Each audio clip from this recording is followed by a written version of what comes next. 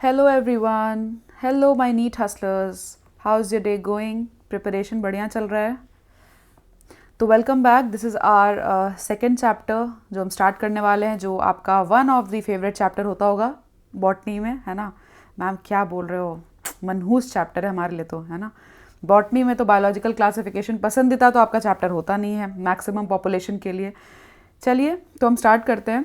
पहले तो हम जानेंगे एज़ यूजुअल, पहले सिलेबस देखेंगे हम, ठीक है? एनटीए क्या बोलता है क्या नहीं बोलता है. एक चीज़ ध्यान रखिएगा, हर चैप्टर को हम 2 पार्ट्स में करेंगे. क्यों? ताकि आपका फुल अटेंशन बना रहे. मैं पूरे एक पार्ट में रिकॉर्ड कर लूँ, आप देखे ही ना, क्या फ़ायदा होगा, ठीक है? तो मैं उस बोर्डम को कम करना चाहती हूँ. तो जल्दी से आता है, जल्दी जल्दी ख़त्म करते हैं. कोई इस चैनल पे न्यू है तो आप जाइए, विजिट करिए, सारे डेमो सेशंस देखिए और इस क्रैश कोर्स में ज़रूर से ज़रूर एनरोल करिए, because this is very profitable for you. NCERT से मैं पढ़ा रही हूँ, सारी इंपॉर्टेंट चीज़ें मार्क कर रही हूँ, सो ये आपके लिए बहुत बेनिफिशियल होने वाला है. वेबसाइट क्या है? www.msedusphere.com. ओके, सो आप जल्दी से विजिट करिए. कोई भी कन्फ्यूजन है you can mail me at my given mail address, description में मैं अटैच कर दूंगी, msedusphere.com. ठीक है, तो इस वेब एड्रेस पे आप जाओगे तो आपको वेबसाइट पे ये crash course with all the quizzes and the PDF notes available होंगे.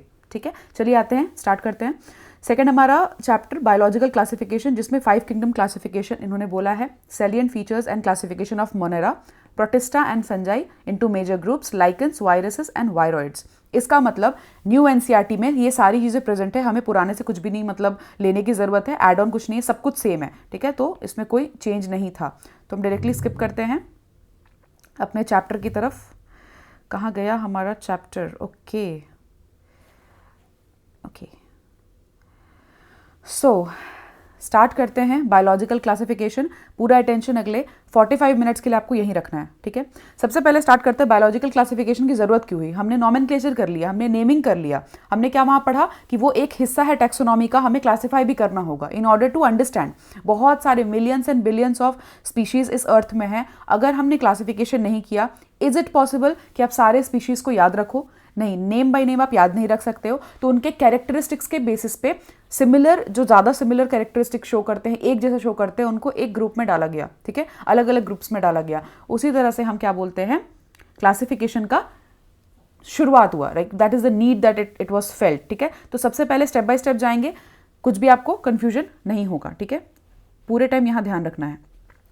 फर्स्ट, सबसे पहले क्या हुआ? सबसे पहले अरिस्टोटल, जो कि यहाँ आपको दिख रहा होगा, अरिस्टोटल ने सबसे पहले क्या बताया? प्लांट्स एंड एनिमल्स, 2 कैटेगरीज है उनके अकॉर्डिंग. उन्होंने ट्रीज, श्रब्स एंड हर्ब्स, ये अरिस्टोटल का पहला ऐसा क्लासिफिकेशन था जो एक साइंटिफिक बोला गया. ठीक है, this was a first scientific basis of classification into 2, जो अरिस्टोटल ने 2 बार किया. अब क्या है, ये अरिस्टोटल कौन है? Father of biology. ठीक है, तो फादर ऑफ बायोलॉजी ने क्या बोला भाई? अरिस्टोटल साहब ने बोला हमें कि हम 2 कैटेगरीज हमारे हिसाब से होती है भाई. आप देख लो, 2 कैटेगरीज में क्या है भाई? प्लांट्स हैं हमारे हिसाब से, और सेकेंड कैटेगरी क्या है हमारे हिसाब से? एनिमल्स है. ठीक है, तो उनके हिसाब से प्लांट्स एंड एनिमल्स 2 कैटेगरीज है. प्लांट्स को उन्होंने क्या बोला? ये सब वो मॉर्फोलॉजिकली देख के बता रहे हैं. ठीक है, ये एनसीईआरटी में आपकी लाइन भी है. इन्होंने बोला कि मैं तो भाई 3 समझता हूँ. पहला क्या है हमारा? हर्ब्स. ठीक है, फिर है श्रब्स, फिर है हमारा ट्रीज. ठीक है, क्यों बोला इन्होंने? अगर ये मॉर्फोलॉजिकली ऑब्जर्व कर रहे हैं, इसका मतलब ये क्या देख रहे हैं? ये देख रहे हैं साइज, ऑब्वियसली. ठीक है, हर्ब्स छोटे छोटे बिल्कुल नाजुक से, श्रब्स उससे थोड़ा सा बुशी, वेरी बुशी का टाइप ऑफ प्लांट्स, उसके बाद सबसे बड़े बड़े ट्रीज. ठीक है, तो उन्होंने मॉर्फोलॉजिकली साइज के बेसिस पे ये डिक्लेयर कर दिया. सेकेंड, उन्होंने क्या बोला? एनिमल के हिसाब से उन्होंने 2 कैटेगरी बताया. कैसे? आपके सबसे प्यारे चीज़ को इन्होंने क्लासीफाई किया है, जो ना रहे तो हम ना रहे, वो है खून. ठीक है, तो खून के बेसिस पे उन्होंने किया. तो पहला कैटेगरी उनका था रेड ब्लडेड.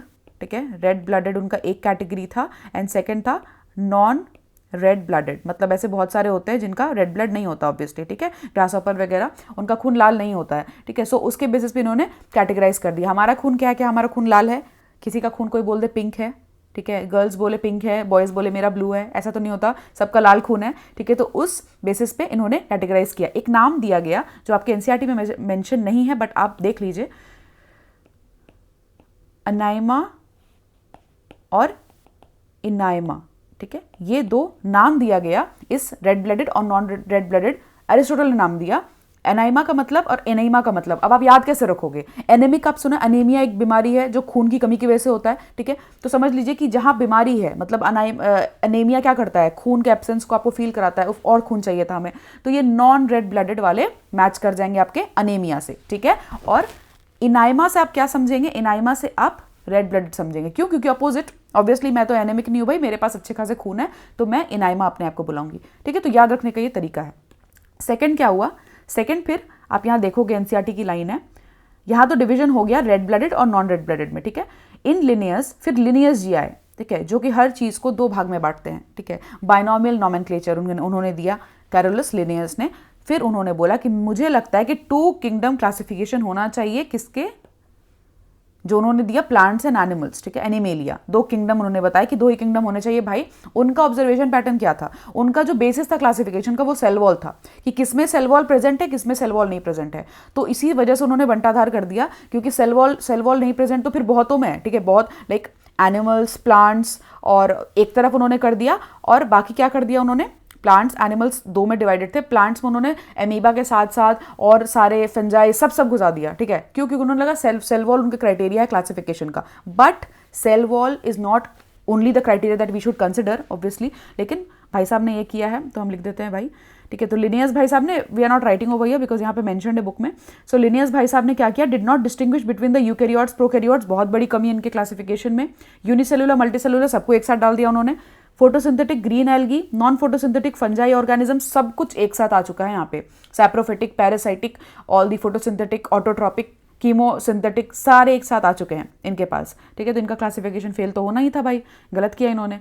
तब इसके बाद यहाँ पे लिखा है क्लासिफिकेशन फिर धीरे धीरे होते गई, मतलब कि besides gross morphology need feel हुआ साइंटिस्ट को कि वो अदर कैरेक्टरिस्टिक्स को भी इंक्लूड करे। अब अदर में क्या क्या आता है? Cell structure, nature of wall, mode of nutrition, habitat, methods of reproduction, evolutionary relationship. सबसे एडवांस कैटेगरी ऑफ जो क्लासिफिकेशन हुआ that was based on evolutionary relationship, ठीक है। मतलब कि प्रीवियस कैसा हिस्ट्री रहा है वो भी देखना जरूरी था, साइंटिस्ट को ऐसा फील हुआ, बट बहुत लेट से फील हुआ। हर एक ने एक एक प्रॉब्लम देखा। समझिए कि सब बेंच में अरेंज्ड बैठे हैं, एक ने क्लासिफिकेशन निकाला, अच्छा तुमने ये निकाला, मुझे लगता है तुम्हारे में ये कमी है। हम कमी निकालने में तो बहुत आगे होते हैं, है ना। तो कमी निकालने में साइंटिस्ट भी बहुत आगे थे, वो भी एकदम कमी पे कमी निकाल रहे थे। तो एक कमी निकाल रहे थे तो दूसरा सॉल्व हो रहा था, फिर वो कमी निकाल के तीसरा सॉल्व हो रहा था। तो सबसे सेकंड में, जो सेकंड में आया वो कैरोलस लिनियस है। लिनियस जी के बाद क्या है? 2 किंगडम क्लासिफिकेशन लिनियस जी ने हमें बता दिया, ठीक है। तो 3 किंगडम क्लासिफिकेशन भी तो कोई बोलेगा, वो किसने बोला? 3 किंगडम क्लासिफिकेशन इस भाई साहब ने बोला है, अर्नेस्ट हैकल। याद करिए इन्होंने क्या दिया था बायोलॉजी में, इकोलॉजी चैप्टर पे ट्रेस बैक करिए, इन्होंने बायोजेनेटिक लॉ दिया था। हाँ जी मैम दिया था, वो तो मैं भूल गई थी, लेकिन चलो मैंने आपको बता दिया, ठीक है। तो इन्होंने क्या किया? इन्होंने 3 हिस्सा में डिवाइड किया। किस प्रॉब्लम को इन्होंने रिपोर्ट किया कि अरे भाई साहब आप तो देख ही नहीं रहे हो कि आप यूनिसेलुलर मल्टीसेलुलर सबको एक साथ डाले जा रहे हो, ठीक है। तो इन्होंने क्या किया कि मैं आगे आता हूं, मैं बोलूंगा प्लांट्स, ठीक है, फिर मैं बोलूंगा एनिमल, एनिमेलिया, उसके बाद मैं क्या बोलूंगा? प्रोटिस्टा। प्रोटिस्टा क्या है इनके हिसाब से भाई? इन्होंने किस प्रॉब्लम को रिपोर्ट किया? इन्होंने बोला भाई मैंने तो देख लिया कि लिनियस जी ने ये गड़बड़ किया है, तो मैं इसको सही अब करूंगा। तो प्रोटिस्टा क्या है भाई? यूनिसेलुलर, मतलब कि इन्होंने अभी भी एक प्रॉब्लम को रिपोर्ट नहीं किया है। यूकैरियोट और प्रोकैरियोट सब मिला जुला है, इनका बस एक ही प्रॉब्लम था। इन्होंने पॉइंट किया कि तुमने गलती किया भाई लिनियस भाई साहब, आपने यूनिसेलुलर मल्टीसेलुलर को एक साथ डाल के अनर्थ कर दिया है, तो अब मैं करूंगा अलग। तो अलग इन्होंने कर दिया यूनिसेलुलर प्रोटिस्टा, ठीक है। बट यूनिसेलुलर में यूकैरियोट है, प्रोकैरियोट है, इनको कोई मतलब नहीं था भाई, ठीक है। तो फिर एक कमी निकल गई। फिर तीसरे भाई साहब आए, बोले कि भाई आप फिर से गलत कर रहे हो यार, क्या मतलब करके रखा है तमाशा, तुम लोगों ने एक एक करके आ रहे हो, ठीक है, हमारा भी सिलेबस बढ़ा रहे हो, ठीक है। बट कोई बात नहीं, आ ही गए तो पढ़ना ही पड़ेगा, क्या कर सकते हैं। तो इन्होंने, इन भाई साहब ने उस प्रॉब्लम को भी रिपोर्ट किया। नाम देखिए कोपलैंड, कभी भूल सकते हैं आप? ऐसे ऐसे नाम है, अजीबोगरीब नाम, आप क्या कभी भूल सकते हैं? नहीं मैम, मैं तो नहीं भूल सकता। इन्होंने बोला कि मैं इससे भी ऊपर एक काम करूंगा। अब इन्होंने क्या किया? इन्होंने किया प्लांट्स, ठीक है, सेकंड एनिमल्स, एंड तीसरा प्रोटिस्टा जो कि था, एंड चौथा इन्होंने क्या किया? मोनेरा। तो बोला भाई तुमने तो नहीं किया था, मैंने एक और बड़ा प्रॉब्लम सॉल्व किया है यहाँ पे। इन्होंने क्या किया प्रॉब्लम सॉल्व? इन्होंने बोला कि मैं प्रोकैरियोट्स को अलग कर रहा हूं। ठीक है, प्रोकैरियोट को अलग करना ज़रूरी है। यूनिसेलुलर मल्टीसेलुलर करके तुम्हारा सिर्फ काम नहीं चलने वाला है भाई, ठीक है। तो इन्होंने बोल दिया ये ज़रूरी है। अब कोपलैंड के बाद लास्ट भाई साहब हमारे आए, जो कि हमारे लिए बहुत बहुत आवश्यक है। अच्छा, ये जो मैं लिख रही हूँ बुक में साथ साथ लिख लीजिए, ठीक है। इससे बाद कुछ ज़रूरत नहीं होगा आपको पढ़ने का, इतना लिख लीजिए कम से कम, आपको पता होना चाहिए, ठीक है। एवोल्यूशन कैसे कैसे हो रहा है आपका क्लासिफिकेशन का। अब भाई साहब जी कौन से आए, हमारे R.H. विटेकर जी आए। कितने साल में आए, 1969 में आए कि भाई तुमने फिर कुछ छोड़ दिया। अब क्या छोड़ा तुमने, फंजाई के बारे में तो कुछ बोला ही नहीं। उनके वॉल्स में तो काइटिन है, वो तो कहीं से सिमिलर नहीं लग रहे हमें, वो सैप्रोफाइटिक है, वो खाना भी अपना नहीं बनाते हैं, ठीक है। तो ना फिर आप कैसे बोल रहे हो, उसको कैसे डिक्लेयर कर रहे हो भाई, वो अलग है, वो हम सबसे अलग है, ठीक है। तो क्या है, उन्होंने बोला कि आप फंजाई को भी इंक्लूड करिए। तो इन्होंने 5वां फंजाई को ऐड कर दिया, ठीक है। मोनेरा तक कोपलैंड ने कर दिया था, अब इन्होंने फंजाई भी ऐड कर दिया। इसको हमने बोला 5 किंगडम क्लासिफिकेशन, बिकॉज ये बहुत प्रसिद्ध हुआ, बहुत ही फेमस हुआ, ठीक है। तो इन्होंने फिर किस किस बेसिस पे क्लासिफाई किया, यहाँ देखिए बहुत एक छोटा सा ध्यान देने वाली बात है। आपके पास एक बड़ा सा टेबल यहाँ दिख रहा होगा, ठीक है, ये टेबल जिसमें cell type, cell wall, nuclear membrane, body organisation, mode of nutrition, 5 kingdom classification के बेसिस इन्होंने 5 ये बताए हुए हैं, ठीक है। बट आप जब नीचे आओगे तो आप देखोगे cell structure, body organisation, mode of nutrition, reproduction and phylogenetic relationship लिखा हुआ है, ठीक है। तो जब हम क्राइटेरिया लिखेंगे, क्राइटेरिया ऑफ क्लासिफिकेशन विटेकर साहब ने क्या रखा था, तो उस सेंस में आपको क्या क्या लिखना है, आपको डेफिनेटली लिखना है सेल स्ट्रक्चर, यहाँ पे आप लिख लीजिएगा, ठीक है, प्रॉपरली सेल स्ट्रक्चर। फिर आप लिखोगे बॉडी ऑर्गेनाइजेशन, ऑब्वियसली, ठीक है, तो बॉडी ऑर्गेनाइजेशन आप लिखोगे। फिर मोड ऑफ न्यूट्रिशन तो बहुत इंपॉर्टेंट है, टेबल में भी है वो दिया हुआ, ठीक है। मोड ऑफ न्यूट्रिशन क्या है, हेटेरोट्रॉपिक है, फोटो ऑटोट्रॉपिक है, कीमोसिंथेटिक है, क्या है, ठीक है। तो रिप्रोडक्शन यहाँ पे नीचे लिखा हुआ है। और 5वां फाइलोजेनेटिक रिलेशनशिप, ठीक है, फाइलोजेनेटिक। अब आप अगर टेबल से कंबाइन करते हो तो टेबल में क्या लिखा हुआ है भाई साहब, एक और चीज़ लिखा हुआ है, वो है क्या, सेल वॉल। सेल वॉल इसमें मेंशन नहीं है, ठीक है, सेल वॉल इसमें मेंशन नहीं है। सेल स्ट्रक्चर, सेल टाइप अलग है, सेल वॉल अलग है, सेल वॉल मेंशन नहीं है। न्यूक्लियर मेम्ब्रेन भी मेंशन नहीं है, ठीक है। तो न्यूक्लियर मेम्ब्रेन भी मेंशन नहीं है, बट वो कहीं ना कहीं ऑर्गेनाइजेशन, बॉडी ऑर्गेनाइजेशन में आ जाता है, ठीक है, तो वो हम नहीं इंक्लूड करेंगे। सो यहाँ पे क्या हो जाता है, हमारे पास 1 2 3 4 5 6 क्राइटेरिया आ जाते हैं। बट कई बार ऐसा हुआ एग्जाम में आया है क्वेश्चन, और रिप्रोडक्शन भी था उसमें, और सेल वॉल भी था। उस केस में आपको टैबुलर फॉर्म को कंसिडर करना है, because cell wall was a very very important criteria in the entire classification history. क्योंकि लिनियस भाई साहब ने सेल वॉल ही तो देखा था, तो सेल वॉल तो हम नहीं छोड़ सकते हैं, रिप्रोडक्शन हम छोड़ सकते हैं, बिकॉज ऐसा कुछ मेजर क्राइटेरिया रिप्रोडक्शन प्ले नहीं कर रहा था इंटायर क्लासिफिकेशन सिस्टम में। तो अगर एक छांटना हो, ये 6 मान लीजिए, 6 में से 4 कोई दिया हुआ है जिसमें से एक रिप्रोडक्शन भी है, तो आप रिप्रोडक्शन को छाटिएगा, ठीक है, एमसीक्यू में, ये ध्यान रखना है। उसके बाद coming to next, let us see 5 kingdom classification में क्या क्या इश्यूज है भाई। Fungi, green algae, fungi, mosses, ferns, gymnosperm, ये सब उन्होंने पहले के क्लासिफिकेशन में जो सब साथ में डाले हुए थे सेल वॉल के बेसिस पे, अब ये जाके थोड़े से अलग अलग नजर आ रहे थे, ठीक है। नाउ क्या है, अब ये पहले की बातें हो रही है, ठीक है। Widely it brought prokaryotic bacteria and the blue green cyanobacteria with other groups which were eukaryotic. तो पहले में तो ऑब्वियसली प्रॉब्लमैटिक सिचुएशन था बहुत ज़्यादा, ठीक है, उसी को सॉल्व किया गया था। Now coming to chlamydomonas and spirogyra they placed together under algae. अब आप मुझे बताइए यहाँ पे क्यों हाईलाइट वाला पॉइंट है ये, बिकॉज आप मुझे बताइए कि आप बोल सकते हो कि यूनिसेलुलर, ठीक है, एंड मल्टीसेलुलर एक साथ था। मल्टीसेलुलर में क्या बोल रही हूं भाई, यूनिसेलुलर में आप क्या आएगा, यूनिसेलुलर क्लेमाइडोमिनस थे, ठीक है, chlamydomonas was unicellular, okay, and multicellular spirogyra, ठीक है, फिलामेंटस स्पाइरोगायरा, फिलामेंट्स फॉर्म करते हैं, फिलामेंटस फॉर्म में आते हैं, तो वो मल्टीसेलुलर थे, ठीक है, तो दैट वाज व्हाट, स्पाइरोगायरा, ठीक है। तो ये एक इंपॉर्टेंट लाइन है जो आपका एनसीईआरटी से उठ के एग्जाम में एकदम डिट्टो आ सकता है, तो आप बिल्कुल यहां पे ध्यान दीजिए, ठीक है। Classification did not differentiate between heterotrophic fungi, हमने बोल दिया ये चीज, ठीक है। ऑटोट्रॉपिक ग्रीन प्लांट्स और फंजाई सब एक में डाला हुआ था, जो कि सही नहीं था। विटेकर साहब ने यही तो पकड़ा, इसलिए तो टैलेंटेड हो गए वो, इसलिए तो उनका क्लासिफिकेशन चल गया। Difference in the wall composition, fungi के पास काइटिन है, ये हम नहीं भूल सकते हैं, ठीक है, ये हम नहीं भूल सकते, फंगी के पास काइटिन है, ये बहुत इंपॉर्टेंट पॉइंट है। सेल्यूलोज नहीं है उनके वॉल्स में, ठीक है, काइटिन यहाँ सेल्यूलोज टाइप का काम करता है, बट सेल्यूलोज नहीं है, ठीक है। चलिए फिर आगे बढ़ने से पहले इस टेबल को देख लेते हैं, जो कि आपके बहुत बहुत काम का है, आपको यहाँ पे पूरा ध्यान रखना है अपना। सेल टाइप प्रोकैरियोटिक, प्रोकैरियोटिक मतलब क्या होता है, वेल डिफाइंड क्या न्यूक्लियर मेम्ब्रेन होगा, नहीं जी नहीं होगा, तो हमें जब न्यूक्लियर मेम्ब्रेन एब्सेंट होता है तो हम प्रोकैरियोटिक बोल देते हैं।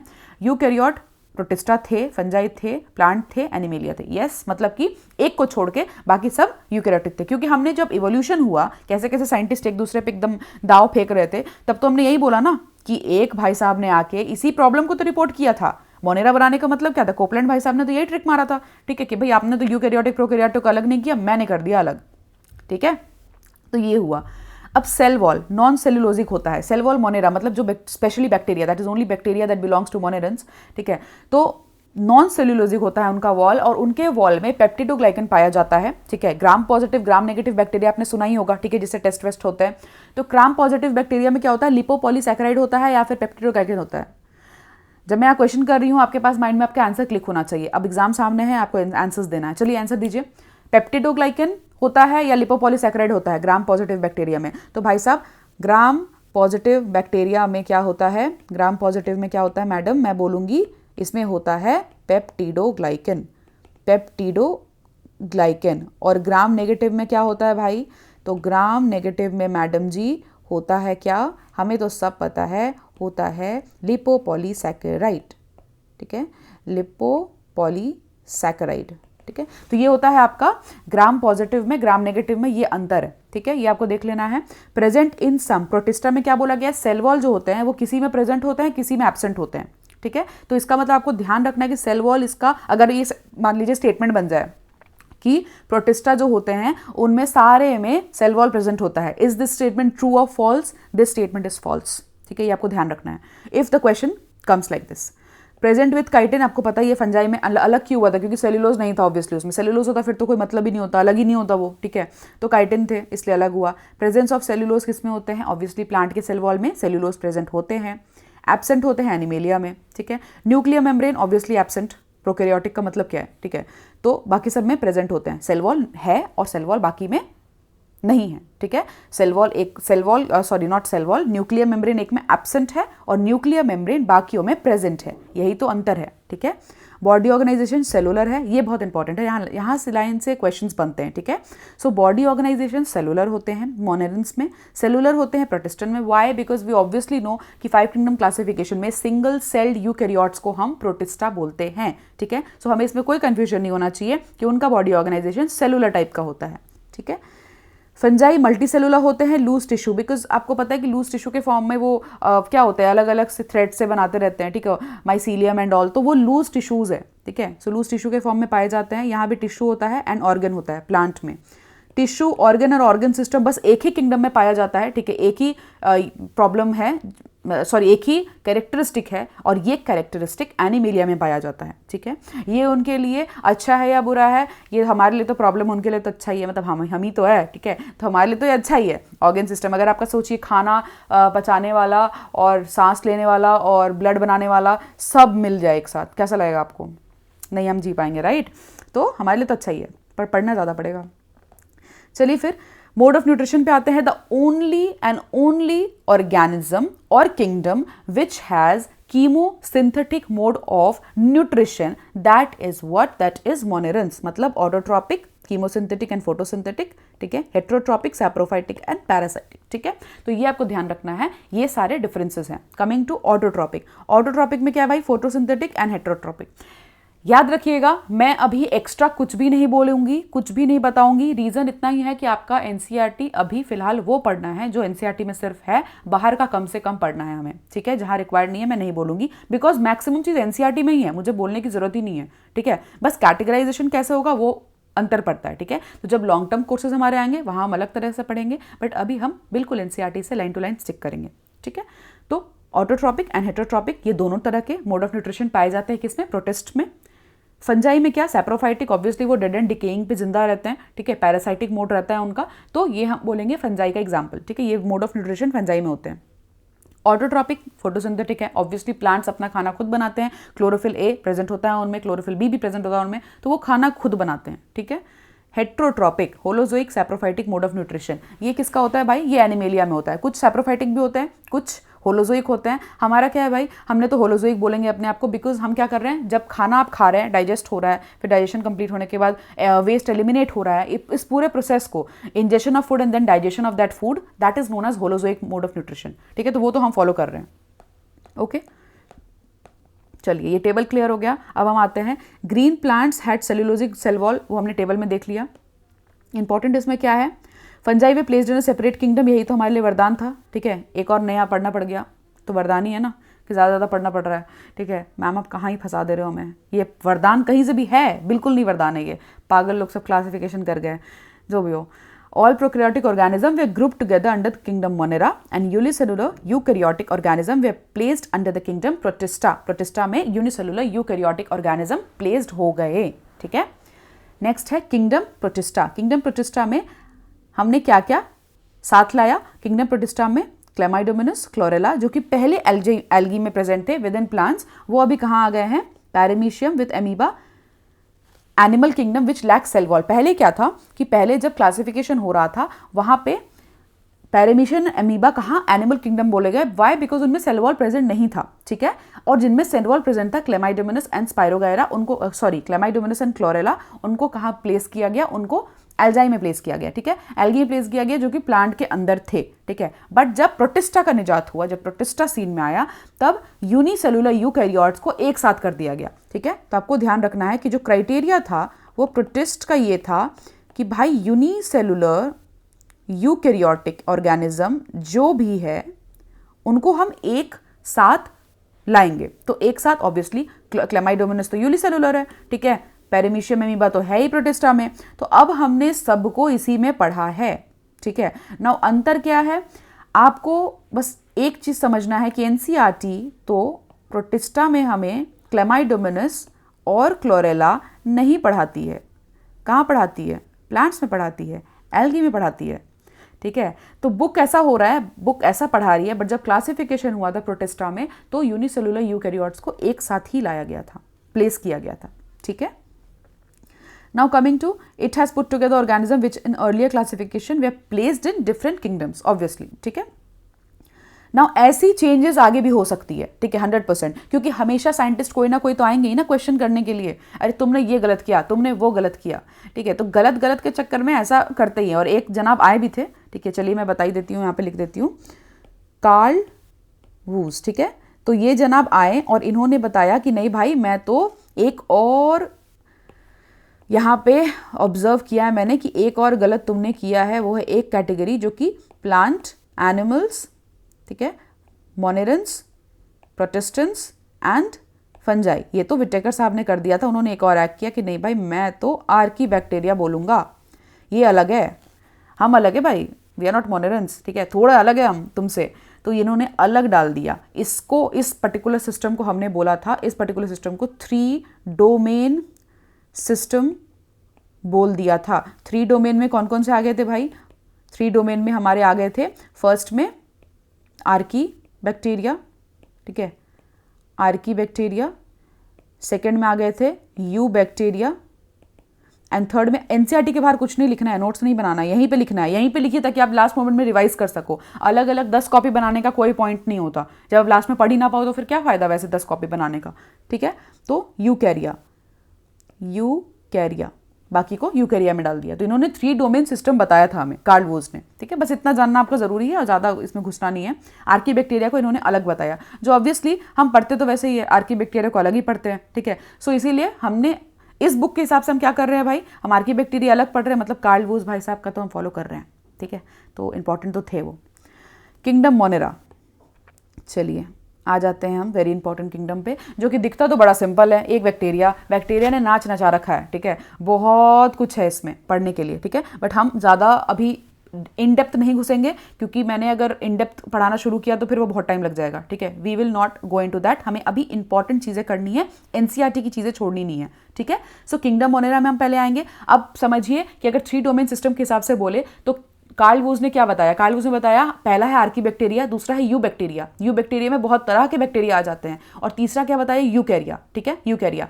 Now coming to archaebacteria में तीन तरह के बैक्टीरिया होता है, तो हम पहले आर्की बैक्टीरिया करेंगे बिकॉज उन्होंने पहले आर्की बैक्टीरिया बताया। तो आर्की बैक्टीरिया जो होते हैं वो स्पेशल होते हैं। क्यों स्पेशल है भाई?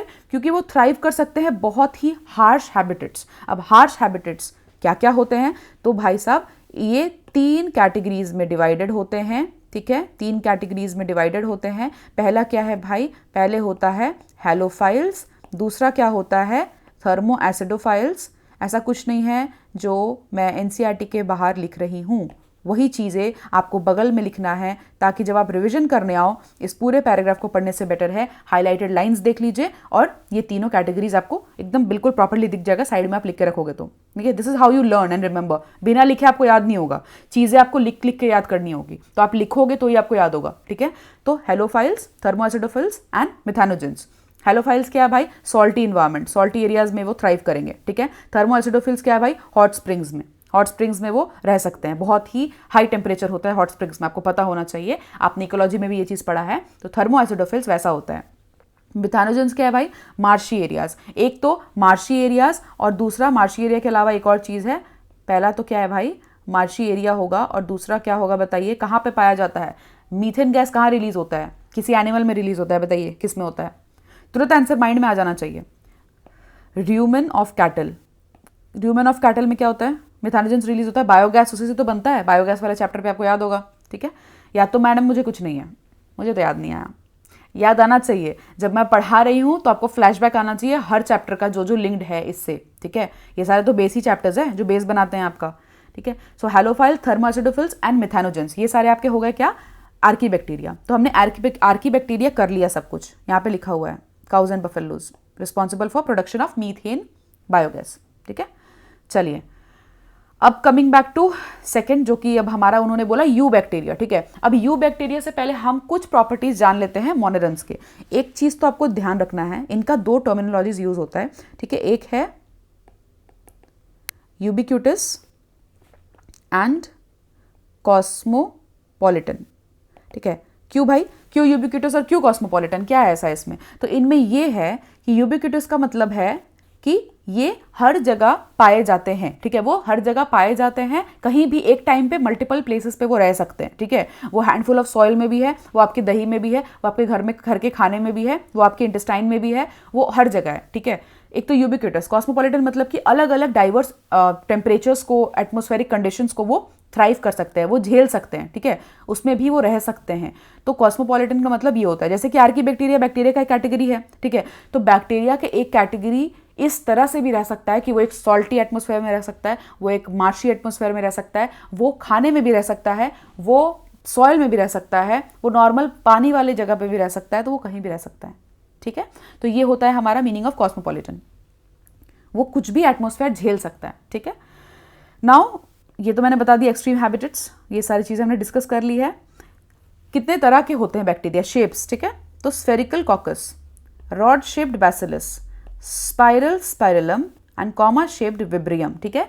ये जो अलग तरह के यू बैक्टीरिया के अंदर, अगर हम समझे इस चीज़ को कि जब हम पढ़ते हैं यू बैक्टीरिया, ठीक है, तो यू बैक्टीरिया के अंदर 3 तरह के बैक्टीरिया होते हैं, ठीक है। मैं यहाँ पे लिख देती हूँ। हमने पहला तो क्या आर्की बैक्टीरिया जाना, फिर हमने यू बैक्टीरिया जाना, ठीक है, उसके बाद यू कैरिया जाना। तो यू कैरिया में जो भी आता है वो हम बाद में पढ़ेंगे, ठीक है। अभी तो हमारे काम का मोनेरा के अंदर क्या है? आर्की बैक्टीरिया, एक मोनेरा के अंदर नहीं।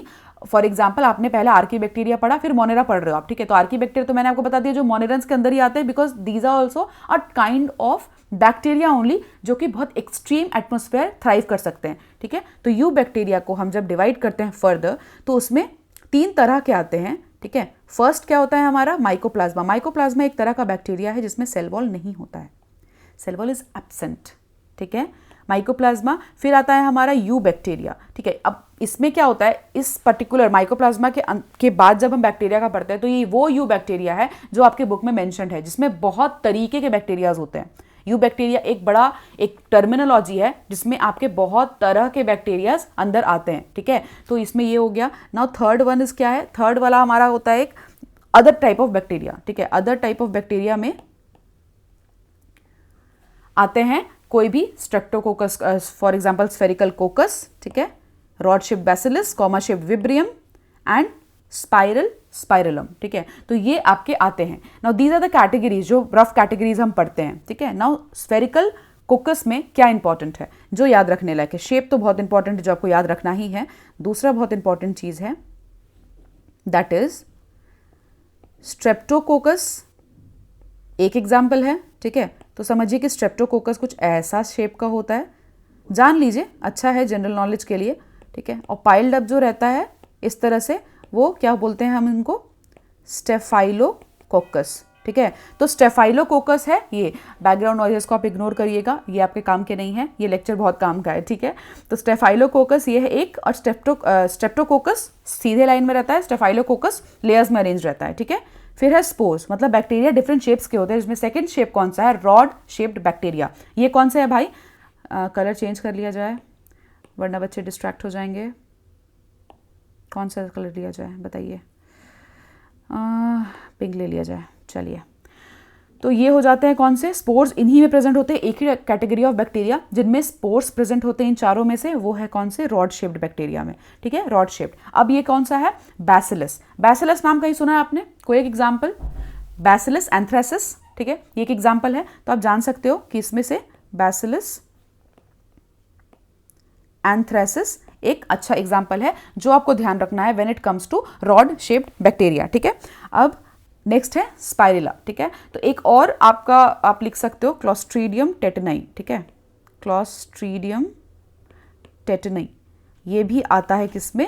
ये भी रॉड शेप्ड में ही आते हैं, ठीक है, ये भी रॉड शेप्ड में आते हैं। नेक्स्ट है स्पाइरेला, ठीक है। तो स्पाइरल शेप्ड के जो होते हैं, थर्ड जो फोर्थ कैटेगरी यहाँ दिया है एनसीईआरटी में, इट्स स्पाइरल शेप्ड स्पाइरलम, ठीक है। तो इस कैटेगरी में आप क्या लिख सकते हैं? इस कैटेगरी में आते हैं आपके ट्रेपोनेमा पैलेडियम, ठीक है। ट्रेपोनेमा पैलेडियम सिफाइलिस करते हैं, ठीक है। अब मैं लिख देती हूँ यहाँ पे ट्रेपोनेमा पैलेडियम।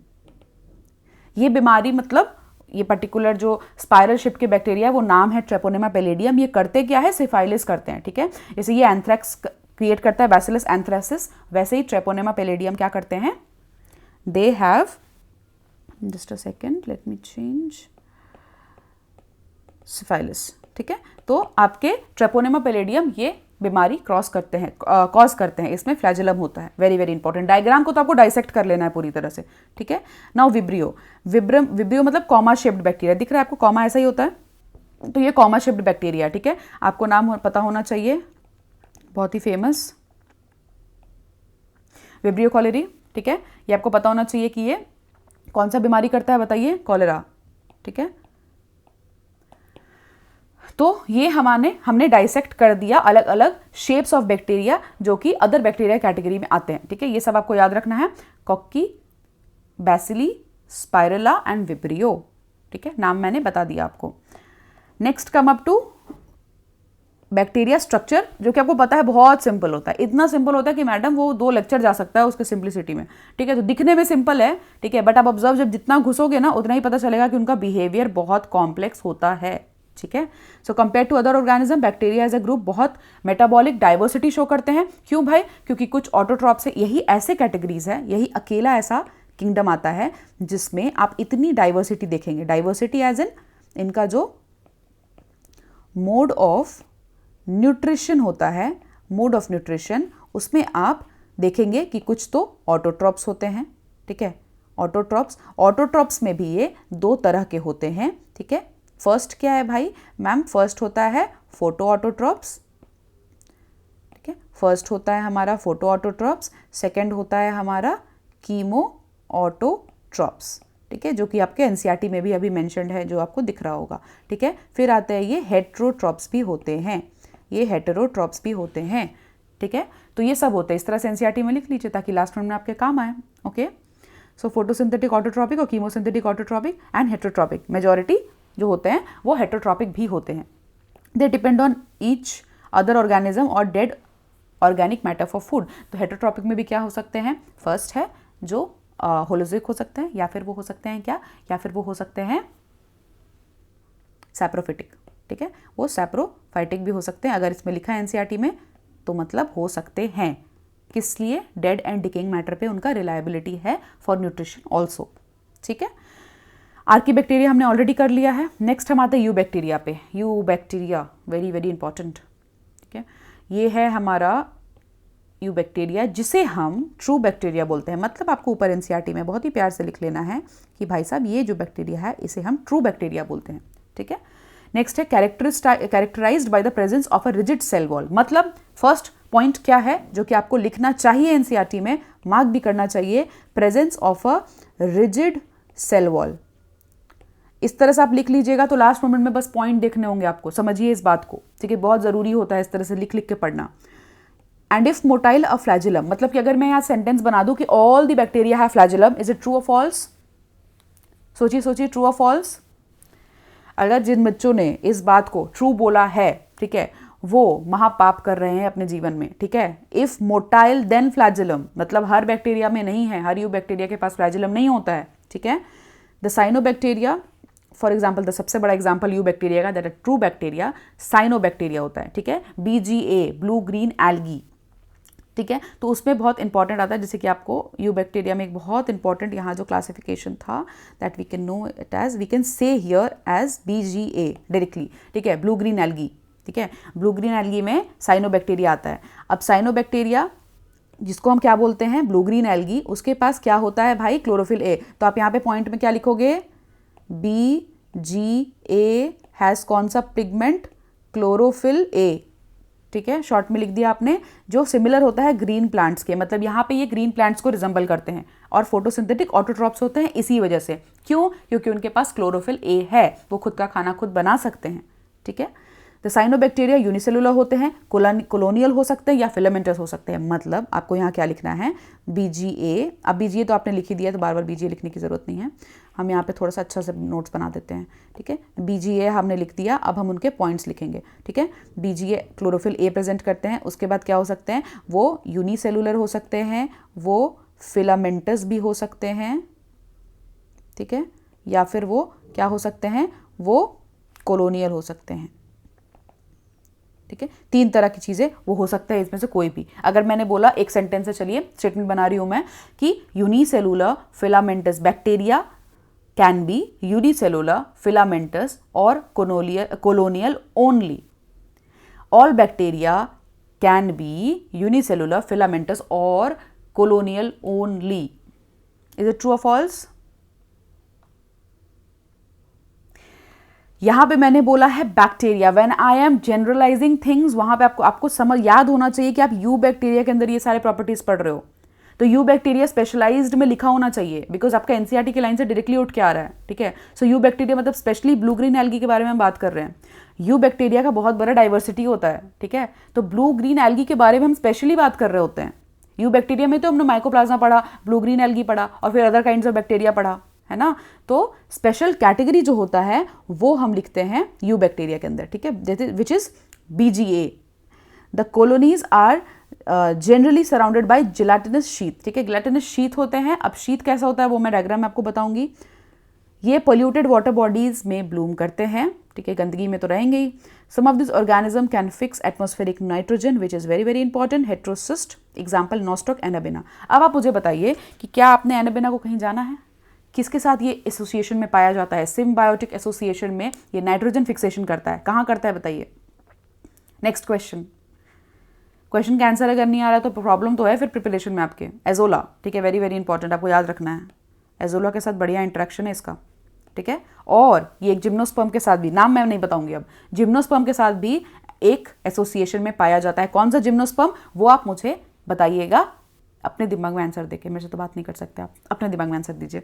ठीक है, चलिए नॉस्टॉक, एनाबेना हमने बता दिया। अब chemosynthetic autotrophic bacteria oxidise various inorganic substances such as nitrates, nitrides, ammonia. ये बहुत ही इंपॉर्टेंट लाइन है, इतना इंपॉर्टेंट लाइन है कि आपको यहाँ लिख लेना चाहिए। ठीक है, ये इतना ज़्यादा इंपॉर्टेंट है। तो आपको ध्यान है, कीमोसिंथेटिक हमने बोला था कि एक मोड ऑफ न्यूट्रिशन होता है। ठीक है, तो कीमोसिंथेटिक जो बैक्टीरिया होता है वो कैसे अपना न्यूट्रिशन ड्रॉ करते हैं, वो क्या करते हैं, ऑक्सीडाइज करते हैं। अगर मैं यहाँ पे लिख दूँ कि रिडक्शन करके वो अपने इनऑर्गेनिक सब्सटेंसेस नाइट्रेट्स, नाइट्राइड्स और अमोनिया को फिक्स करते हैं, तो आपको तुरंत समझ लेना है कि ये गलत बोला जा रहा है। ठीक है, तो ये क्या करते हैं, ये ऑक्सीडाइज करते हैं। ऑक्सीडाइज किन को करते हैं, इनऑर्गेनिक सबस्ट्रेट्स को करते हैं। अब इनऑर्गेनिक सबस्ट्रेट्स में क्या क्या आता है, उनके पास आता है अमोनिया आता है। ठीक है, अमोनिया आता है, NH2 minus and NH3 minus. कहीं आपको याद आ रहा है ये कोई चैप्टर था हमारे पास जो अब नहीं है, मिनरल न्यूट्रिशन, उस चैप्टर में हमने ये पढ़ा भी था, ठीक है। तो कैसे कैसे वो ट्रांजिशन होता है, ठीक है, NH3 to NH2 minus and फिर NH2 माइनस से NH3 माइनस, ठीक है। तो ये एक फॉर्मेशन है, ये एक तरीका है जैसे वो ब्रेक डाउन होता है। नाइट्रोसोमोनस, नाइट्रोकोकस, ये सारे ऑर्गेनिज्म आपको याद होगा, ठीक है। ये हेल्प करते थे आगे प्रोसीड करने में ईच ब्रेकडाउन स्टेप पे, ठीक है। तो ये ऑक्सीडाइज करते हैं इनऑर्गेनिक सबस्ट्रेट्स को, इसी को हम कीमोसिंथेटिक मोड ऑफ न्यूट्रिशन बोलते हैं बैक्टीरिया में। किसमें? यू बैक्टीरिया में, ओके। दिस हेल्प्स देम, क्यों करते हैं भाई ये सारे काम? कांड हो क्यों रहा है? सारा कांड तो इसलिए होता है एटीपी के लिए, सारा कांड तो हो इसलिए रहा है बॉडी में, एनर्जी के लिए, एटीपी के लिए। उनको भी एटीपी चाहिए, उनको भी एनर्जी चाहिए, ठीक है। तो ये ग्रेट रोल प्ले करते हैं रिसाइकलिंग न्यूट्रिएंट्स में, जो हमने मिनरल न्यूट्रिशन के चैप्टर में पढ़ा था, बट अभी तो वो नहीं है सिलेबस में, तो ज़्यादा डेप्थ में नहीं जाना है। Nitrogen, phosphorus, iron and sulphur, ठीक है। तो ये सब फिक्सेशन में हेल्प करते थे। हेट्रोट्रॉपिक बैक्टीरिया भी होता है जो कि बहुत अबंडेंट होता है नेचर में, ठीक है। Most abundant form heterotrophic bacteria होते हैं। कहाँ कहाँ पाए जाते हैं हेट्रोट्रॉपिक बैक्टीरिया? आपके कर्ड में लैक्टोबैसिलस, वो होते हैं हेट्रोट्रॉपिक बैक्टीरिया। फिर आपको नाइट्रोजन फिक्सेशन में हेल्प करते हैं, वो होते हैं हेट्रोट्रॉपिक बैक्टीरिया। तो जब आपको थोड़ा सा रिवाइज करना है तो आप देखना, हमने यहाँ पे मोड ऑफ न्यूट्रिशन पढ़ा था, कीमो ऑटोट्रॉप्स में हमने पढ़ लिया कि इसको नाइट्रोसोमोनस, नाइट्रोकोकस, वो सब भी कीमो ऑटोट्रॉप्स कर रहे हैं, ठीक है। वो इनऑर्गेनिक सबस्ट्रेट्स को फिक्स करके वो अपना एटीपी ड्रॉ कर रहे हैं, ठीक है। तो वो कीमो ऑटोट्रॉप्स है। फोटो ऑटोट्रॉप्स मैंने आपको बता ही दिया। सैप्रोफिटिक एंड हेट्रोट्रॉपिक, तो हेट्रोट्रॉपिक में लैक्टोबैसिलस आ चुका है, ठीक है। लैक्टोबैसिलस हेट्रोट्रॉपिक में मोड ऑफ न्यूट्रिशन में आ चुका है। राइजोबियम आ चुका है, जो कि लेजुमिनस प्लांट्स में रहते हैं, वो नाइट्रोजन फिक्सेशन डायरेक्टली करते हैं, ठीक है, उनके रूट्स में रहते हैं। तो ये भी हेट्रोट्रॉपिक मोड ऑफ न्यूट्रिशन हो गया। ये प्रोडक्शन ऑफ एंटीबायोटिक्स में हेल्प करते हैं। पेनिसिलिन जैसे कि एंटीबायोटिक है, उसमें कौन सा हेल्प करता है वो आप बता दीजिएगा मुझे, वो मैं अभी नहीं बता रही, ठीक है। लेज्यूम, रूट्स एटसेट्रा, ठीक है। तो अब आप समझिए कि ये डाइवर्सिटी कितना शो कर रहे हैं। न्यूट्रिशन भी 3 तरह का, ठीक है। कंपोनेंट्स ऑफ फूड भी 3 तरह के, पिगमेंट्स भी अलग अलग तरह के, सब में अलग अलग, ठीक है। अलग अलग बीमारियां कर रहे हैं, इतनी सारी बीमारियां कर रहे हैं, ठीक है। सो ये सब आपको ध्यान रखना है।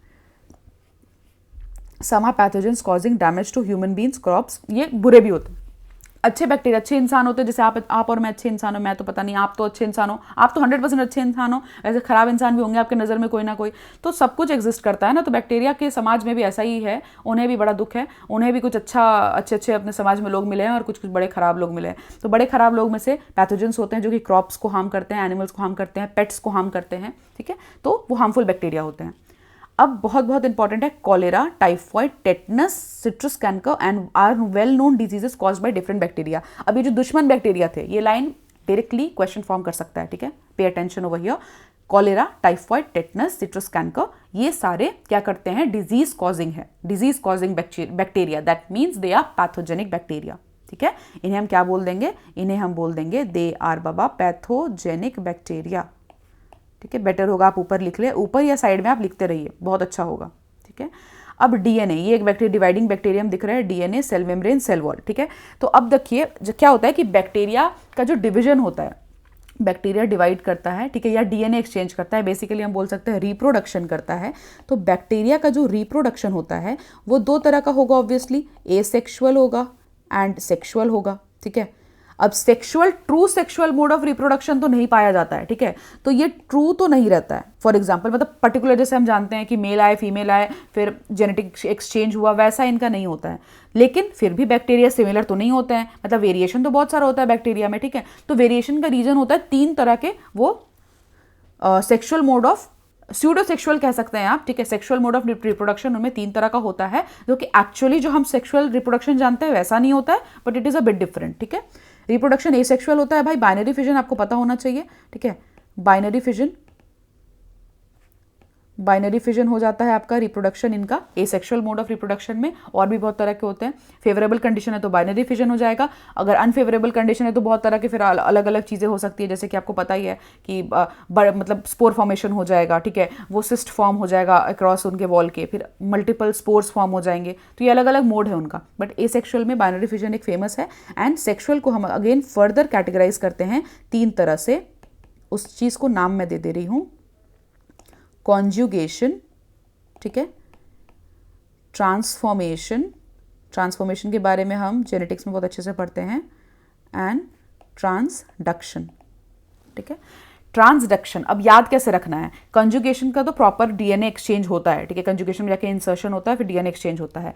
ट्रांसफॉर्मेशन का मतलब क्या होता है कि आप जैसे अपने इन्वायरमेंट को देख के बदलते हो, ठीक है, आप ट्रांसफॉर्म, जैसे जिम रैट जो होते हैं वो ट्रांसफॉर्मेशन अपने बॉडी का कर रहे होते हैं, क्यों, क्योंकि वो देख रहे हैं आसपास ना, तो वो ट्रांसफॉर्म होने की कोशिश करते हैं। उसी तरह बैक्टीरिया, अगर आपको याद कैसे रखना, आप अपने इन्वायरमेंट को देख के आप अपने आप में ट्रांसफॉर्मेशन लाते हैं, उसी तरह बैक्टीरिया क्या करते हैं, बैक्टीरिया भी अपने इन्वायरमेंट से कुछ सेगमेंट्स ऑफ डीएनए पिक करते हैं, ठीक है, तो सेगमेंट्स ऑफ डीएनए पिक करके वो अपने अंदर वो ले लेते हैं और उसके बाद उनमें वेरिएशन आता है, बिकॉज जेनेटिक कॉम्पोजिशन फिर मिल जाता है, जो भी फ्रेगमेंट्स ऑफ डीएनए उन्होंने इन्वायरमेंट से रैंडमली पिक किया है, ठीक है, कोई टारगेटेड वे में नहीं हुआ है।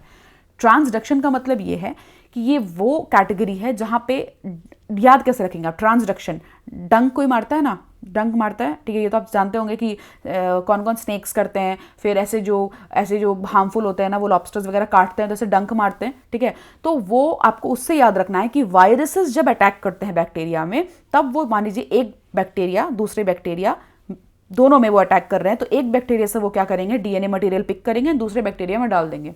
इसी चैप्टर में इस तरह का एक एग्जाम्पल हम पढ़ेंगे। आप मुझे बताइए एक ऐसा वायरस जो ये काम करता है properly, a very famous example, ठीक है, वो मैं आपको बता देती हूँ, जो कि आपको याद तो आया नहीं होगा, जिसको याद आया वो अपने आप को एक चॉकलेट दे लीजिए।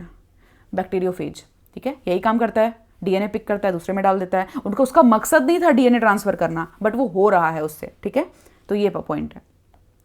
तो इस तरह से एक डिवाइडिंग सेल है, डायग्राम याद रखिएगा, इंपॉर्टेंट है।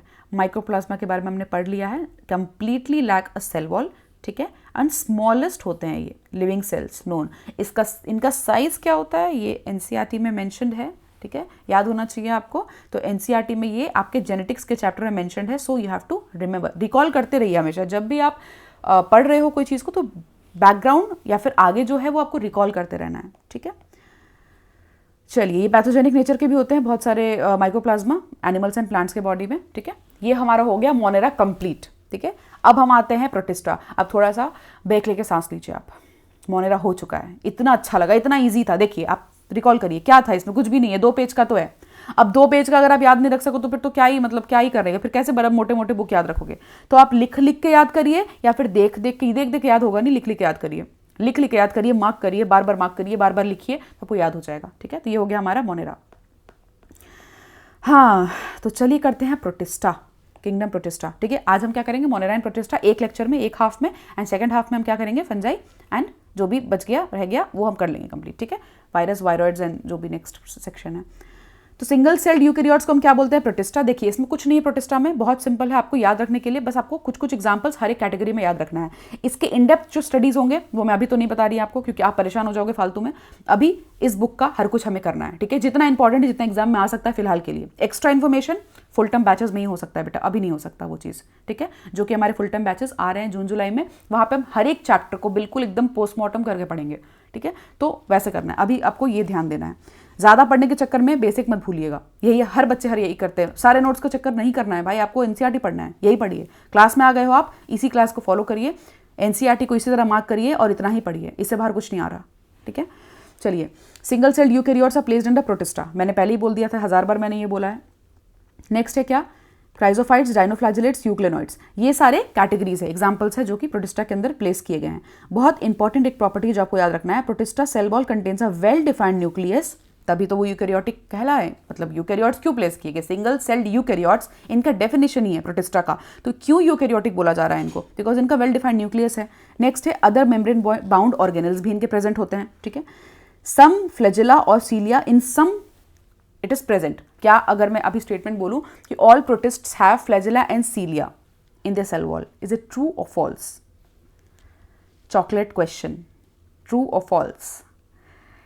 It is false, because some, NCERT ने बोल दिया, एनसीईआरटी का हर भाषा बहुत इंपॉर्टेंट है आपके लिए। सम हैव फ्लैजेला और सीलिया, ठीक है। Protists reproduce asexually and sexually by a process involving cell fusion and zygote formation, ठीक है।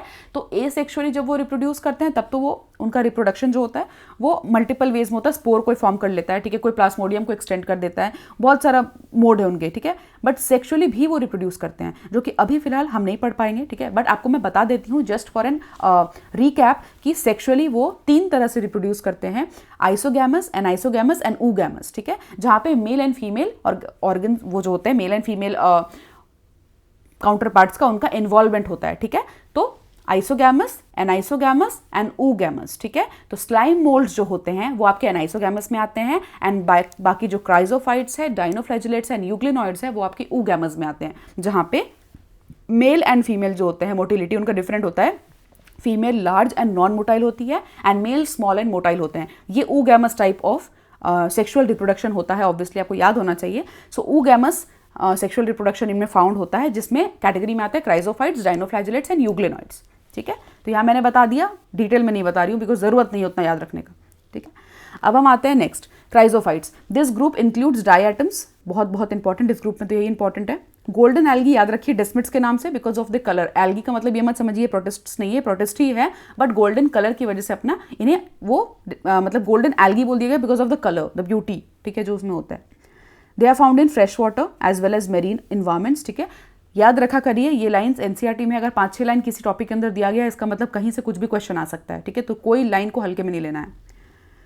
They are microscopic, float passively, water currents, planktons, आपको पता है, ठीक है, वो वाटर करंट्स के फॉर्म में प्लैंक्टन्स के बारे में सब जानते हैं, इकोलॉजी में तो बिल्कुल हमने पढ़ा है प्लैंक्टन्स के बारे में, ठीक है। तो प्लैंक्टन्स वो होते हैं छोटे छोटे छोटे छोटे ऑर्गेनिज्म जो उनको खाता कौन है, प्लैंक्टन्स का खाना कौन है, सॉरी प्लैंक्टन्स किन के खाना है, मतलब किसका खाना है प्लैंक्टन्स, तो वो है जू प्लैंक्टन। जू प्लैंक्टन प्लैंक्टन को खाते हैं, ठीक है, तो वो खाते हैं। तो चलिए ये सब हो गया हमारा फाइटोप्लैंक्टन, जू प्लैंक्टन हमने पढ़ा है ना, तो ये different different type of plankton होते हैं। Most of them are photosynthetic, बहुत सारे ऐसे हैं जो फोटोसिंथेटिक है, पर क्या सारे फोटोसिंथेटिक है? नो। यहीं पे आपको याद रखना है, जब कोई ऐसा मोस्ट, सम एनसीईआरटी में आता है तो वहां बहुत हाईलाइट करिए, most of them, not all, okay. In diatoms the cell walls form 2 thin overlapping shells, ठीक है, ऐसे प्रॉपर एक सोप बॉक्स होता है ना, वैसे टाइप का ये सेल वॉल फॉर्म करते हैं, ठीक है। इनका 2 थिन होता है, जो कि बना किसका होता है, सिलिका का होता है, ठीक है, टफ होता है इसलिए सिलिका का होता है सेल वॉल्स, सोप बॉक्स की तरह। They are embedded with silica and this walls are indestructible. Silica बहुत टफ सब्सटेंस है तो इस वजह से उनका वॉल इनडिस्ट्रक्टेबल होता है। इसी वजह से ये जब नीचे डिपॉजिट होते हैं ना ओशन बेड में या कहीं भी, उस केस में उनको क्या पता चलता है, उस केस में वो बनाते हैं डाइएटोमीशियस अर्थ, ठीक है, डाइएटोमीशियस अर्थ वो बनाते हैं, जो कि यहाँ मेंशन्ड है। एक्यूमुलेशन बिलियंस ऑफ ईयर्स, जब ये सेल वॉल एक्यूमुलेट हो जाते हैं तब ऐसा फॉर्म होता है, ठीक है। अब क्योंकि इनका क्या है, इनका जो कॉम्पोजिशन है वो बहुत ही टफ है, टाइट है, सिलिका एक टफ सब्सटेंस है, तो उस केस में वो क्या करते हैं, वो पॉलिशिंग के काम आते हैं। कोई भी चीज़ अगर हार्ड होता है, ठीक है, तभी तो वो, और वो अब्रप्ट, उसका टेक्सचर ग्रिटी होता है, तभी तो टेक्सचर क्या है इसका याद रखना है आपको, इसका टेक्सचर ग्रिटी है, इसी वजह से ये किसके काम आता है, it is used for polishing, filtration of oils and syrups, ठीक है। तो ये चीज आपको याद रखना है, ठीक है। आई थिंक इसमें कोई डाउट नहीं होगा। एक बहुत बहुत इंपॉर्टेंट पॉइंट एट लास्ट में आपको बता देती हूँ, डायटम्स जो होते हैं वो chief producers in the oceans होते हैं, ठीक है, ये चीफ प्रोड्यूसर्स ऑफ ओशंस होते हैं, ये आपको ध्यान रखना है, this is very very important, okay. Now next coming up dinoflagellates, next example, ये डायग्राम है, डायग्राम आपको ध्यान रखना है, ये आपको फ्लैजिलम दिख रहा है, ठीक है, तो ये तो आप श्योर हो जाइए क्या, ऑब्वियसली इसमें क्या होता है, इसमें प्रेजेंट होता है क्या, फ्लैजिला, ठीक है, ये होते हैं फ्लैजिला प्रेजेंट।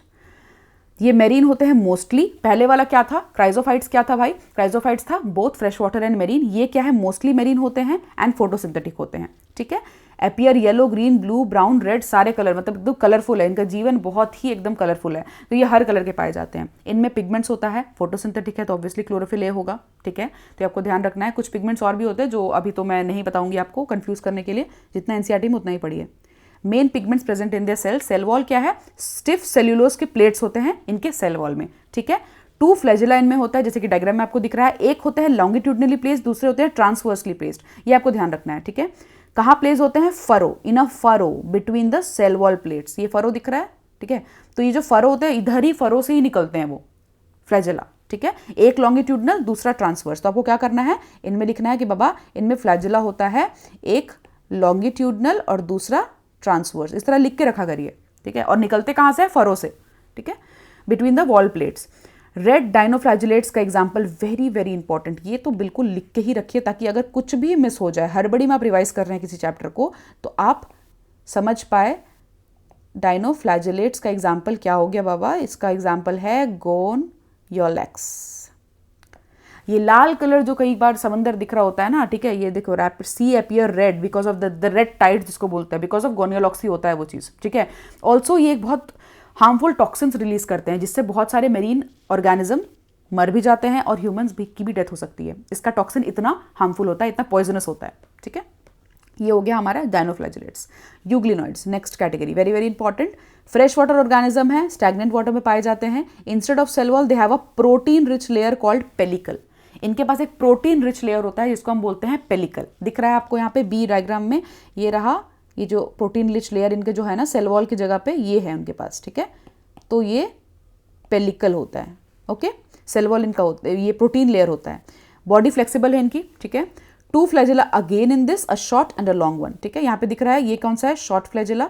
ये कौन सा है? Long flagella, okay. Two flagella presence of, अब इनका देखिए क्या है, इनका सिस्टम बड़ा अलग है। ये जैसे कि मैंने बोला, क्या सारे फोटोसिंथेटिक होते? कंप्लीटली नहीं। सारे प्रोटिस्ट क्यों फोटोसिंथेटिक नहीं होते हैं कंप्लीटली? रीजन इसका यही है। यहाँ पे देखिए, ध्यान दीजिए, अगर सनलाइट है तो ये क्या करेंगे? यूग्लिनॉइड्स खाना बना लेंगे, ठीक है, आराम से अच्छे से फोटोसिंथेटिक वे में खाना बना लेंगे, फोटोसिंथेसिस कर लेंगे। अगर सनलाइट नहीं है तब ये तुरंत हेटरोट्रॉपिक हो जाएंगे, फिर ये अपना बाहर से न्यूट्रिशन डेराइव करेंगे, ठीक है। तो फोटोसिंथेटिक होते हैं तो प्रेजेंस ऑफ सनलाइट में हो जाते हैं, और अब डिप्राइव्ड ऑफ सनलाइट हो गया तो हेटरोट्रॉप्स की तरह बिहेव करते हैं, ठीक है। अब यही इसीलिए बोला जाता है यूग्लिनॉइड्स को linking factor between plants and animals. क्यों भाई? एनिमल्स का तो समझ में आया, चलो हेटरोट्रॉप्स की तरह बिहेव कर रहे हैं। प्लांट्स कहाँ से आ गया भाई? तो प्लांट्स इसलिए आ गया बिकॉज यूग्लिनॉइड्स के पास कुछ पिगमेंट्स होते हैं जो कि हायर प्लांट्स में भी पाए जाते हैं। कौन सा वो पिगमेंट है बता देती हूँ। इनमें क्लोरोफिल ए तो पाया जाता ही है, बट क्लोरोफिल बी भी पाया जाता है, जिसकी वजह से इन्हें हम बोल रहे हैं कि हायर प्लांट्स की इक्विवेलेंट कुछ पिगमेंट्स होते हैं। इसी वजह से they are also somewhere comparable to higher plants. इसीलिए लाइक वाई हमने डाइनोफ्लैजिलेट्स को नहीं बोला, क्लोरोफिल ए तो इनमें भी था, ठीक है। हमने इसीलिए नहीं बोला क्योंकि इनमें क्लोरोफिल बी नहीं था। क्लोरोफिल बी हायर प्लांट्स में पाए जाते हैं, not in dinoflagellates but in euglenoids, okay. Next coming to slime moulds. चलिए स्लाइम मोल्ड्स पढ़ते हैं। अब स्लाइम मोल्ड्स की जब हम बात करते हैं तो ये सैप्रोफाइटिक प्रोटिस्ट होते हैं, ठीक है। ये एकदम क्लियर है, इन्होंने पहले डिक्लेयर कर दिया भाई कि हम खाना वाना नहीं बना रहे, वी आर सैप्रोफाइटिक, ठीक है। इनमें कौन सा मोड ऑफ सेक्सुअल रिप्रोडक्शन था? एनाइसोगैमस, मैंने बताया था अभी आपको, ठीक है। The body moves along decaying twigs and leaves, बहुत क्लियर है, सैप्रोफाइटिक है। सूटेबल कंडीशन में क्या करेंगे? वो एग्रीगेट करेंगे और एक प्लाज्मोडियम नाम की चीज़ बनाएंगे, ठीक है। ऐसे प्लाज्मोडियम नाम ऐसे कुछ होता है चीज़, ठीक है। उसके अंदर क्या होता है भाई कि वो स्प्रेड्स अलग अलग पूरा फीट एंड फीट वो ऐसे हॉरिजॉन्टली स्प्रेड कर सकते हैं बहुत ज़्यादा, ठीक है। बट अगर अनफेवरेबल कंडीशन है उस केस में प्लाज्मोडियम क्या होता है? फ्रूटिंग बॉडीज जो स्पोर्स बियर करते हैं टिप्स पे, जैसे कि फंजाई में भी ये डायग्राम हम जानते थे, तो वैसा कुछ फ्रूटिंग बॉडीज वो बनाने लग जाएंगे, ठीक है। तो ऐसे फ्रूटिंग बॉडीज जब बनाने लग जाएंगे, इसका मतलब हो गया अनफेवरेबल कंडीशन है और इनके प्लाज्मोडियम ने क्या किया है? स्पोर बियर किया है in the form of fruiting bodies, ठीक है। अब ये जो स्पोर्स है ये प्रोसेस करते हैं ट्रू वॉल्स। इसका मतलब क्या हुआ? एनसीईआरटी ने बहुत स्मार्टली लिखा है कि जो स्पोर्स अब इनके बन रहे हैं प्लाज्मोडियम के थ्रू, वो ट्रू वॉल्स प्रोसेस करते हैं। इसका मतलब स्लाइम मोल्ड्स ट्रू वॉल्स नहीं प्रोसेस करते हैं, ठीक है। तो इनके जो स्पोर्स है जो कि अनफेवरेबल कंडीशन में बनते हैं, उनके पास ट्रू वॉल्स होता है, ठीक है। They are extremely resistant and survive for many years, okay. Adverse condition में भी ये सर्वाइव कर लेंगे। स्पोर्स ऑब्वियसली अनफेवरेबल कंडीशन में बने हुए हैं तो इनके पास बहुत ज़्यादा वो होता है, रेसिस्टेंट पावर होता है, ठीक है। ये आपका सी देख लीजिए, ये डायग्राम है स्लाइम मोल्ड्स का, ठीक है। नेक्स्ट है पैरामीशियम। पैरामीशियम जो हम पढ़ेंगे अभी प्रोटोजोअन्स के अंदर में, ठीक है। बट यहाँ डायग्राम में तो मैं आपको दिखा देती हूँ, ये है पैरामीशियम। चलिए पहले पढ़ ही लेते हैं, बेटर होगा, आपको समझ में आएगा। प्रोटोजोअन्स हेटरोट्रॉप्स होते हैं, प्रेडेटर्स की तरह और पैरासाइट्स की तरह वो स्टे करते हैं अपने होस्ट में, ठीक है। प्रिमिटिव रिलेटिव ऑफ एनिमल, ये प्रिमिटिव रिलेटिव बोले गए एनिमल्स के, क्योंकि एनिमल जैसा बहुत कुछ था इनमें, बट कुछ ऐसा एक पॉइंट आया, एक दो पॉइंट ऐसा आया तो कि इनको डाल दिया गया किस में? प्रोटिस्ट में, ठीक है। बट मैक्सिमम ये एनिमल्स की तरह बिहेवियर शो करते हैं।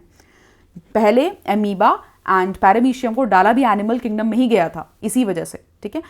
Now coming to next, amoeboid protozoans. Protozoans बहुत तरह के होते हैं, ठीक है। पहला एमीबॉइड प्रोटोजोअन्स है, फिर है फ्लैजिलेटेड प्रोटोजोअन्स, फिर आते हैं सीलिएटेड प्रोटोजोअन्स, फिर आते हैं स्पोरोजोअन्स, ठीक है। 4 तरह के हैं।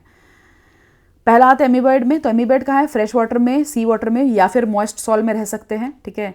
ये प्रे करते हैं किसे? कैसे प्रे करते हैं? ये सूडोपोडिया, फॉल्स फीट। एमीबा का आप जानते हैं कैसे वो करते हैं, जस्ट एज इन एमीबा वो सूडोपोडिया एक्सटेंड करके, खाना यहाँ पे है तो वो सूडोपोडिया एक्सटेंड करेंगे अपना फॉल्स फीट और खाना को अंदर ले लेंगे, ठीक है। तो इनका ऐसा सिस्टम है। ये मेरीन फॉर्म्स में सिलिका शेल्स पाए जाते हैं इनके अंदर, और एग्जाम्पल क्या है? Entamoeba histolytica. वो आपको पता है, कहाँ पढ़ा है आपने? ह्यूमन हेल्थ में आपने पढ़ा था।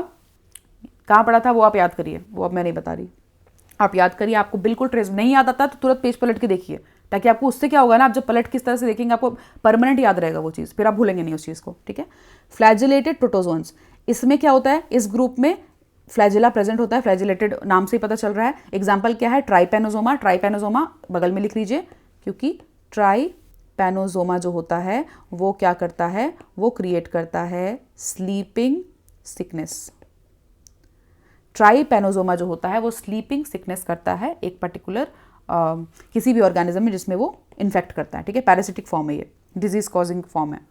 सीलिएटेड प्रोटोजोअन्स होते हैं, ऑब्वियसली सीलिया होगा उनमें, ठीक है। सीलिया होगा, थाउजेंड्स ऑफ सीलिया होते हैं। गलेट होता है और water laden with food to be steered into the gullet, ठीक है। अब समझते हैं डायग्राम से, बहुत अच्छे समझ में आएगा आपको। पैरामीशियम की डायग्राम पे आते हैं। पैरामीशियम में क्या है? बहुत सारे थाउजेंड्स ऑफ सीलिया है, ठीक है। यही वाला जो है ना, स्मॉल स्मॉल हेयर्स दिख रहा है, तो ये क्या है भाई? यहाँ पे है आपके थाउजेंड्स ऑफ सीलिया। ये जो आपको पोर दिख रहा है, ठीक है, ये इनका ओरल कैविटी है, ठीक है। ओरल कैविटी जहाँ से वो खाना अंदर लेंगे, ठीक है, ओरल कैविटी है। ये जो है ये कॉन्ट्रैक्टाइल वैक्यूल है, इसको कॉन्ट्रैक्टाइल वैक्यूल कहते हैं, इसके अपने प्रॉपर्टीज है, ठीक है। एक बहुत बहुत इंपॉर्टेंट प्रॉपर्टी है जो कि एग्जाम में भी आया है पहले, जो पैरामीशियम है वो क्या शो करते हैं? वो शो करते हैं न्यूक्लियर डाइमॉर्फिज्म। न्यूक्लियर डाइमॉर्फिज्म का मतलब है ये इनका मैक्रो न्यूक्लियर होता है, न्यूक्लियस होता है, और ये इनका माइक्रो न्यूक्लियस होता है। अलग अलग कलर से दिखा दिया जाए, ठीक है। तो ये इनका क्या है? माइक्रो न्यूक्लियस, इसलिए न्यूक्लियर डाइमॉर्फिज्म बोला जा रहा है। और ये इनका क्या है? ये है इनका मैक्रो न्यूक्लियस, ठीक है। तो इसी वजह से इनको क्या बोला जा रहा है? Nuclear dimorphism. कौन सा ऑर्गेनिज्म शो करता है in protist? We will say as paramecium, ठीक है। सेंटेंस बन सकता है। लास्ट है स्पोरोजोन्स। स्पोरोजोन्स क्या? डाइवर्स ऑर्गेनिज्म जो कि इन्फेक्शियस स्पोर लाइक स्टेज इनके लाइफ साइकिल में होता है। सबसे फेमस एग्जाम्पल प्लाज्मोडियम। तो अगर आपको बगल में लिखना हो तो ऑब्वियसली लिख लीजिए, प्लाज्मोडियम है। ये क्या बोलते हैं? हम बोलते हैं इनको मलेरियल पैरासाइट, ठीक है। तो ये मलेरियल पैरासाइट होता है, लाइफ साइकिल में बहुत इंपॉर्टेंट रोल प्ले करते हैं, और ये ह्यूमन पॉपुलेशन को अफेक्ट करते हैं बीमारी कॉज करने के लिए। तो ऑब्वियसली दे आर हार्मफुल, ठीक है। तो ये हमारा हो गया प्रोटिस्ट। आप एक बार देख लीजिए सब कुछ, सारा चीज़ जो हमने पढ़ा है। डायग्राम्स हो गए, ये PDF में अटैच कर दूंगी आपको, ठीक है। आपको वेबसाइट भी PDF मिलेगा, सो आप विजिट करिए website. Definitely go for the subscription. बहुत मिनिमल है, 551 का है, कुछ भी आपके लिए मैटर नहीं करता है, जितना आप पढ़ लोगे यहाँ पे, ठीक है। तो इवन 5% ऑफ चांस कोई अगर एग्जाम आपको बढ़ा सकता है ना, आपका नंबर बढ़ा सकता है, कोई भी कोर्स या फिर कोई भी सिलेबस या कोई भी लास्ट मोमेंट स्ट्रैटेजी, तो you should opt it, unapologetically you should opt it, ठीक है। तो ये आप करिए, आपको बहुत कुछ यहाँ मिलेगा, और जो काम का है वो तो डेफिनेटली ही मिलेगा, ठीक है। सो ये आप एक बार रिवाइज कर लीजिएगा, और प्रॉपरली इसी तरह से NCERT को मार्क करना है। नेक्स्ट सेशन में जो नेक्स्ट पार्ट होगा उसमें हम पंजाई करेंगे एंड आगे का पार्ट करेंगे। So just stay tuned. अगर आप ये YouTube पे देख रहे हैं तो subscribe the channel for all the notification. Specially अगर आप इस पर्टिकुलर कोर्स को आप वेबसाइट पे एक्सप्लोर करते हो तो आपको क्विजेस भी मिलेंगे, ठीक है। वो क्विज सेशन में क्या होगा भाई? आपको क्विज सेशन में 5 रेलेवेंट या 10 रेलेवेंट क्वेश्चंस मिलेंगे हर सेक्शन ऑफ वीडियो से। जहाँ जो मैंने क्लास में पढ़ा है उसी से होगा, ऑब्वियसली NCERT से ही आएगा, बट वो बहुत NCERT बेस्ड होगा, प्रॉपरली लाइन्स के से आया हुआ होगा। एंड वो क्वेश्चंस मैं यूट्यूब पर डिस्कस करूंगी। The solutions will be thoroughly discussed in the YouTube. Explanation मैंने वहाँ वेबसाइट पर ऐड नहीं किया है, वो बस क्विज है, आपका कितना मार्क्स आ रहा है बस उतना ही बताएगा, ठीक है। तो वेबसाइट पर आप क्विज अटेम्प्ट करिए और YouTube पे आने के बाद उस क्विज का आप प्रॉपर सोल्यूशन देखिए, ठीक है। तो इस तरह से आपको काम करना है। And if you join the course you will get 1-on-1 session. किस तरह से आपका पढ़ाई चल रहा है, कैसे आप उसको और इम्प्रूव कर सकते हैं। 1-on-1 मेरे साथ सेशन होगा आपका, हमारा वाइवा राउंड्स होगा वीक में 2 बार। So there are multiple benefits. Mock test होगा, towards the end of this crash course. तो these are the beneficial points जो आप इस क्रैश कोर्स से ड्रॉ कर सकते हो। So definitely go and visit the website for sure. मैं विजिट वेबसाइट पे कैसे परचेज वगैरह करना है उसके लिए भी मैं एक डेडिकेटेड वीडियो बना दूंगी ताकि आप वो गाइड करके देख सके, ठीक है। It is helpful for not only 2025, ये हर एग्जाम, हर साल के एग्जाम के लिए इंपॉर्टेंट हो जाएगा आपके लिए। Okay, so will meet it next part. Keep studying, keep hustling, bye bye.